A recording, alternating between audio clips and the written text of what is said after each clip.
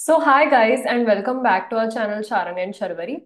So in this video it's just going to be me because I'm going to talk about an experience which is very close to my heart and I think it is a good learning point for all of you. Those who have friends studying abroad or those who are abroad right now or those who plan to go abroad in the future. So I think this would be a good opportunity for you to see how the real picture is or how things are in the real context and not having some rose colored glasses over your eyes of what the experience of being an international student is. Now, me and Sharang had, firstly, I'm so sorry for my voice. I actually was a bit down with viral flu and cold and cough. So I'm still getting my health back on track. So that's why you did not see me in the last video because I was recovering from it. That's why Sharang made the video before this. But in today's video, I'm feeling a lot better. So I decided to make this one. Um, I think you guys might remember that me and Sharang had made a video about, whether to go abroad as an international student or what should you do. It was quite a while ago. And I think after that, I just wanted to do something that was very specific to students going to the UK because, as our subscribers know, I did my master's in the United Kingdom. So I stayed there for a year and a half almost and I completed my master's degree and then I came back to India because I wanted to look for job opportunities here. The job market in the United Kingdom was not that good at the time when I graduated, so it was better for me to return to my home country and get a job here instead. So in to keep things very to the point and not drift off topic like I usually tend to do, I'm just going to walk you through the journey of how I actually went to the UK and what happened there. What was the incidents that kind of made me learn about responsibility in general? So it was the year 2020, and I had graduated from my bachelor's degree in the year 2019. However, we all know the year 2020, it was very, very problematic for all of us and hard for everyone because COVID had hit, everyone was figuring things out, and educational institutes had taken a standstill. So many of our exams had been postponed, and it was very difficult to, get the results out by the time I actually flew to the UK. So, for those who don't know, the United Kingdom has two major intakes. The first is the September intake. So, many students enroll in the September intake. There is also a January intake, but it is very specific to a certain number of courses. Not all courses offer a January intake. So, if suppose if you don't get in September, you can only do that for January courses in some cases, not all. My course was a master's in clinical health psychology. I had already scouted my university and I had, now I can actually say this name, but I had actually scouted for the University of Leeds. This is in no way any promotion of any sort. Let me make that very, very clear because a university and choosing which one to go is very personal according to your own finances, preference. So I will not recommend, you should go to this university over that. So please let me make it clear this is no promotion at all. But I had scouted for the University of Leeds and I had looked up for a great psychology program there. And I had actually already paid my deposit to go to the University of Leeds. But the problem that happened was that my results did not come out in time. So our exams that normally happen in the month of March or April, they were postponed till the month of July. And I was to fly in September. So that was going to be a bit of a problem because the results would not come out and then the visa and everything would get delayed. That is why I could not sadly go to the UK in the September 2020 intake. That time it was such a crushing blow to me because I had prepped for it the whole year and I had, really made up my mind that, okay, I want to go here and I was preparing and all of that. But sometimes circumstances just come to all of us and we really don't, we don't know what to do in cases like these. So I would suggest here, I would give my first teaching to all of you is that sometimes plan A can fail. And that is why it is always better to have a plan B. I'm a big advocate of this fact.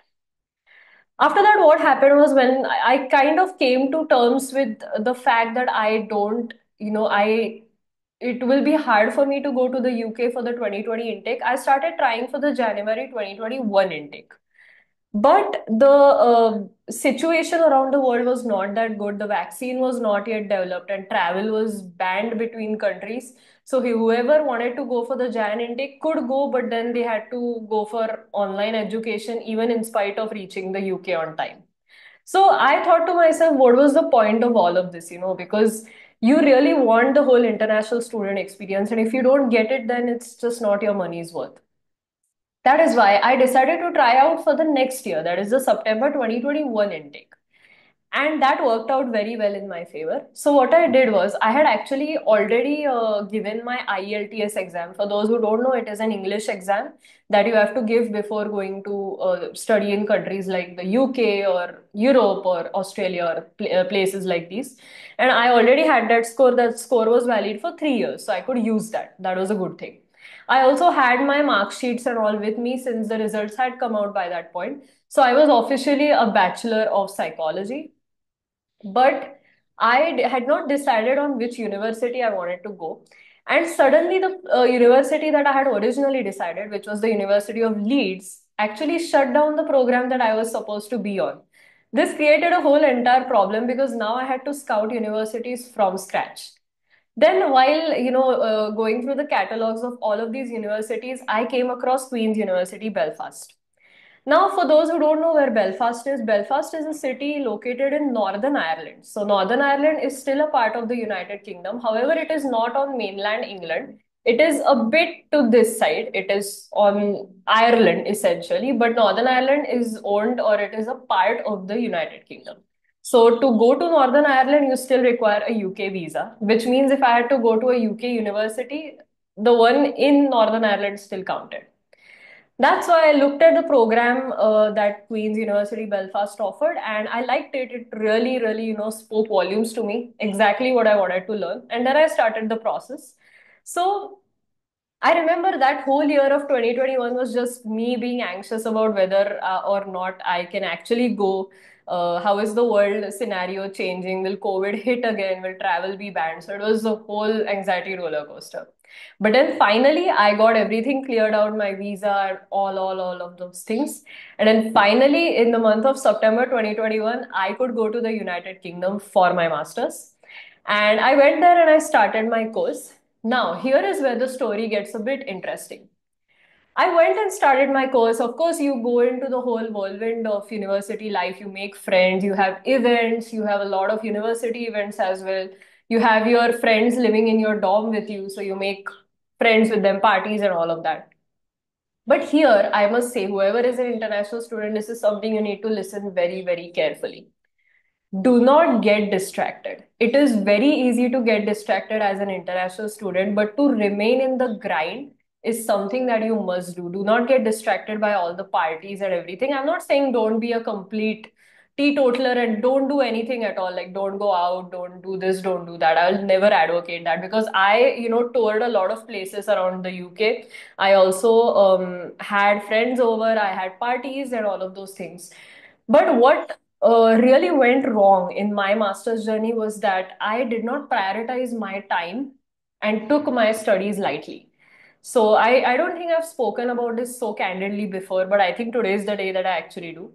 I took my studies very, very casually, and our course was divided into three modules. So there was semester one, there was semester two, and then there was the dissertation, the thesis. So, in semester one, what happened was when the results came out after Christmas, I realized that I had failed one module.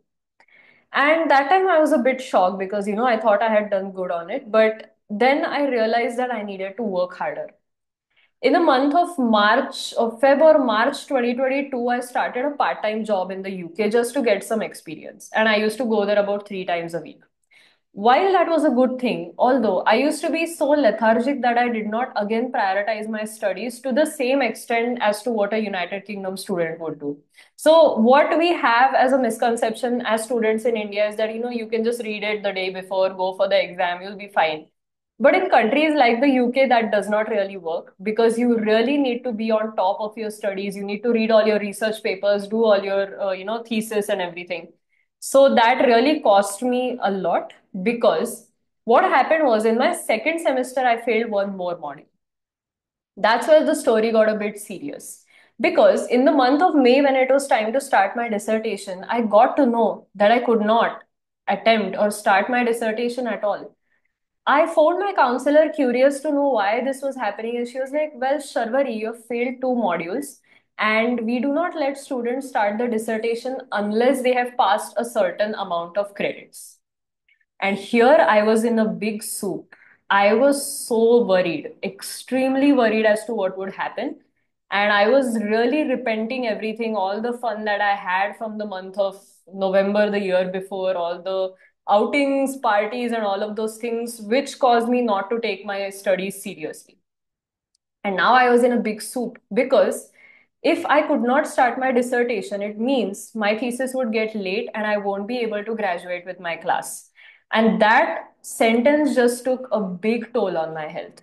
It took such a big toll on my health. I went into a bit of a depressive episode. I would not say it was full-fledged depression, but it really put me in a shock place. And I really realized that I needed to work hard now. So I asked my counselor, is this any way out from this? She said, there is one way out, but we don't know anything. So I can't guarantee you, but you can at least try. I said, now is the chance to try. Now is the chance that I have been given to, go back and make things right. So I should take this chance if it has come walking to me. So she told me that you need to sit for the modules that you have failed again. You will be given a reassessment, and after that, you will be asked to sit for the same modules, and then you will be able to go ahead and complete your dissertation. Although you will graduate in the following year, that is December of 2023. And I was not too pleased with the idea because then it would cause me to have a whole year wasted and all of those things. But then I talked to my parents here in India, and I must say they were beacons of light for me in that dark episode. They were here in India, I was way over there in the UK, but they supported me so much. They were like, Sharvari, don't worry about anything. Just make sure you study well, make sure, mistakes happen by everyone. Just make sure that you take everything in a great way now. You study to your heart's content, you take things seriously, and you will come out of it with flying colors. And I did that. I went into the grind. I studied at night. I studied at day. I used to, not even sometimes have lunch, although I'm not advocating this is healthy, but that's how focused I was. My roommates, my flatmates, they used to really support me when I was going through this tough period. And I must say their support really uplifted something in me. So sometimes you just meet people in life and they really just, they just do something to you that they support you to the extent that you never thought you would get support, that too in a foreign country. So I'm so thankful to all these people in the UK that were there for me. And then what happened was I submitted my reassignments for those, and then I asked my counselor, can I start my thesis again? She said, you can start the data collection, but we can't really, start anything unless your papers come back graded. And then they came back graded. It was results day, and my heart was in my throat. I was like, okay, if I fail this, then I don't know what will happen.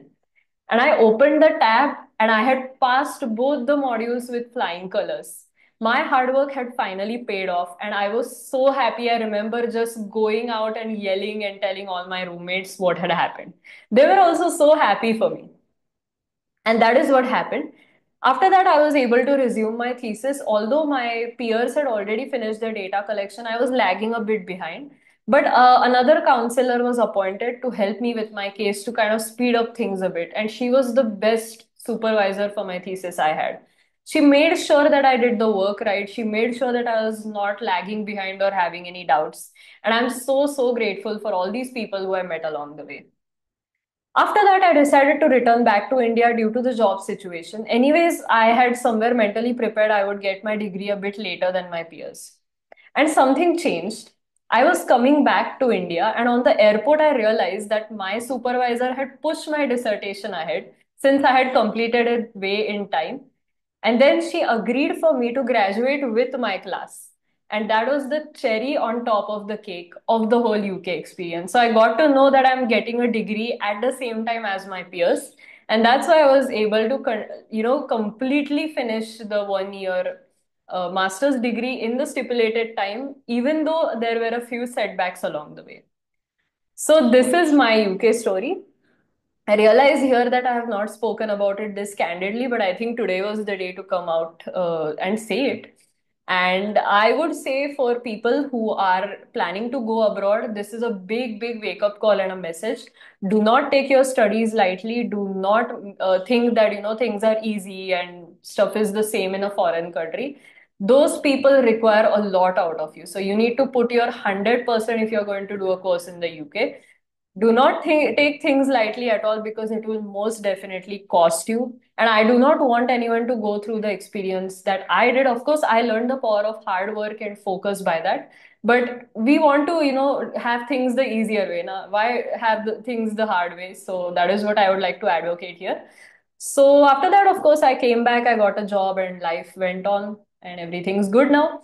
So, yeah, thank you so much, guys, for watching this video and bearing with me as I share my UK experience. If you have any questions about the whole study abroad experience, especially for the United Kingdom, you can put it down in the comment section down below. I would be happy to help you guys, because I myself have been an international student, so I completely know how the whole thing is. So you are, free to drop a comment in the comment section down below. Also, make sure you like, share, and subscribe to our channel, Sharang and Sharvari. Me and Sharang regularly post content. Today, Sharang's not available, and I decided to make this a solo video. But in the next video, you'll definitely see both of our faces. So stay tuned, guys, and thank you so much for watching this video. Thank you, guys, and have a great day and an amazing week ahead. See you guys. Bye bye.